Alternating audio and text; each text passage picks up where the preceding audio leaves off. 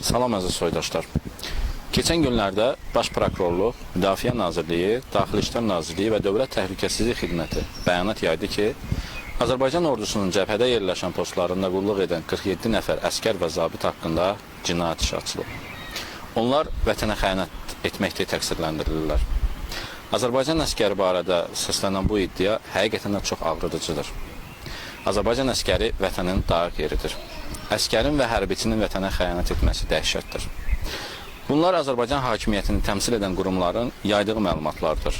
Tam həqiqətin nədən ibarət olması isə müəmmadır.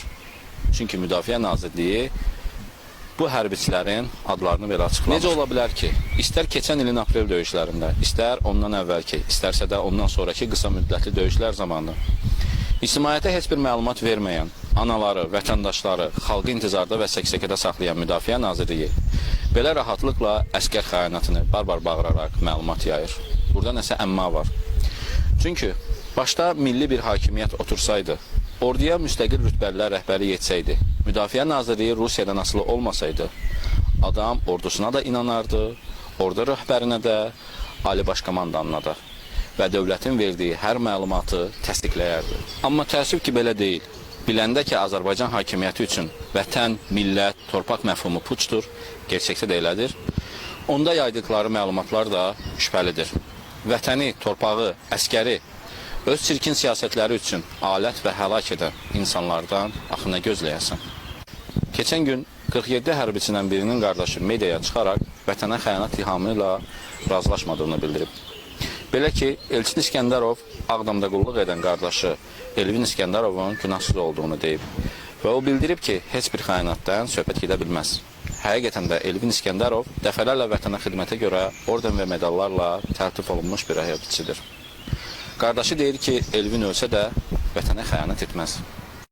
Mediada bəzi məlumatlar da yayıldı ki, güya bir əskərimizi düşmən əsir almış, zorlamış, bunu videoya çəkmiş və hədələyərək işbirliyinə cəlb etmiş. Sonra 47 nəfərlik bir şəbəkə yaranmışdır. Buna kim inanar? Sadəcə hər məlumatla milləti yatsızdırmaq istəyirlər. Xalqın vətən hissləri ilə oynayırlar. Kimsə qalxıb deməsin ki, hərbi barədə, ordu haqqında danışmayaq, hərbi siyir və s. Məgər 47 hərbisimizi vətən xaini adlandırıb barbar bağıran Azərbaycan hakimiyyəti olmadı mı? Əziz soydaşlar, anlamaq lazımdır ki, hökumətin vecində Qarabağ yoxdur. Onların siyasətində vətənin geri qaytarılması yoxdur. Onlar üçün əsas məsələ hakimiyyətdə qalmaq, daha çox sərvət yığmaqdır. Məgər bunu bilmək üçün 24 ildir Qarabağsızlıq kifayət etmirmi? Axı nə edib Azərbaycan hakimiyyəti bu sahədə? Heç nə. Nə hərb sahəsində, nə də beynəlxalq müstəvidə danışıqlarla. 22 ildir boş danışıqlar gedir. Bu danışıqlardan hansı irəliləyiş görmüşük? Görməmişik. Çünki yenə də deyirəm, Qarabağ Azərbaycan hakimiyyətinin gündəmində və vecində deyil. Əslində bəlkə hərbisiz də Azərbaycan öz torpaqlarına yerindən qovuşa bilər. Danışıqlarla, bəli, danışıqlarla. Amma bu da Azərbaycanın demokratikləşməsindən, vətəndaşlarının hüquq və azadlıqlarının qorunmasından, rifahından asılıdır. İndi deyəcəksiniz, bu yenə hər şeyi bağladı demokratiya ilə. Bəli, hər şey bundan asılıdır. Baxın, danışıqlarda son durum belədir. Azərbaycan tərəfi deyir ki, Ermənistan Dağlıq Qarabağ və ətraf rayonları geri qaytarsın və ermənilər də gəlsin Azərbaycanın tərkibində olmaqla bu torpaqlarda yenidən yaşasınlar. Bəli, bu ən uyğun variantdır. Haqlıyıq bu məsələdə. Amma Azərbaycan bu şərti qoyanda ermənilər də deyir ki, ay Azərbaycan hakimiyyəti, sən öz ölkəndə, öz millətinə, öz vətəndaşlarına haqq və hüquqlar və azadlıqlar verirsənmi ki, biz erməniləri düşmən bilən siz bizə o torpaqlarda yaxşı baxasınız. Ermənistan Azərbaycanı fakt qarşısında qoymaqla beynəlxalq təşkilatlarda bu şərtdən asanlıqla üst çevirə bilir. Bəli, Azərbaycanda islahatlar aparılsa, vətəndaşlara azadlıqlar verilsə, insanların həyat səviyyəsi yüksəlsə, torpaqlarımızı geri qaytara bilərik. Hazırki dünyada hərbi yol ən uğursuz variantdır. Baxın Avropa ölkələrinə, baxın Almaniyaya. İkinci Dünya müharibəsində SSR qalib, Almaniya isə məğlub və viran oldu. Amma hazırda 3 milyondan çox Rus və keçmiş Sovet ölkələrinin xalqları Alman bayrağı altında yaşayırlar. Almaniyanı özlərinə vətən seçiblər. Niyə? Çünki bu, Almaniyanın qazandığı uğura görədir. Almaniya hər sahədə Rusiyadan güclüdür. İnsanları hür, azad, firavan yaşayırlar. Azərbaycanda da bunu edə bilərik. Əgər hakimiyyətin düşüncəsi pul yığmaq, sərvət toplamaq olmasa. Keçən gün qələbə gününü qeyd etdik.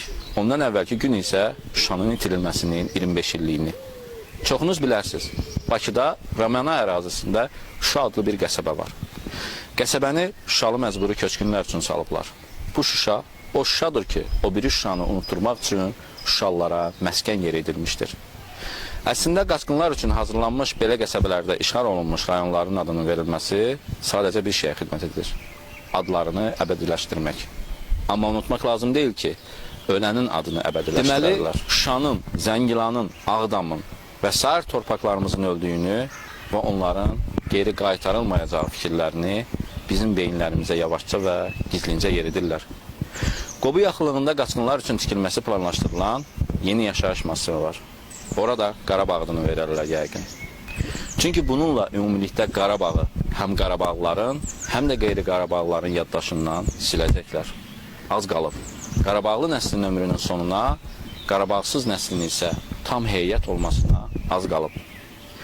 Qarabağı görməyən Qarabağsız nəsil artıq əskərlikdən qayıdır, universiteti bitirir.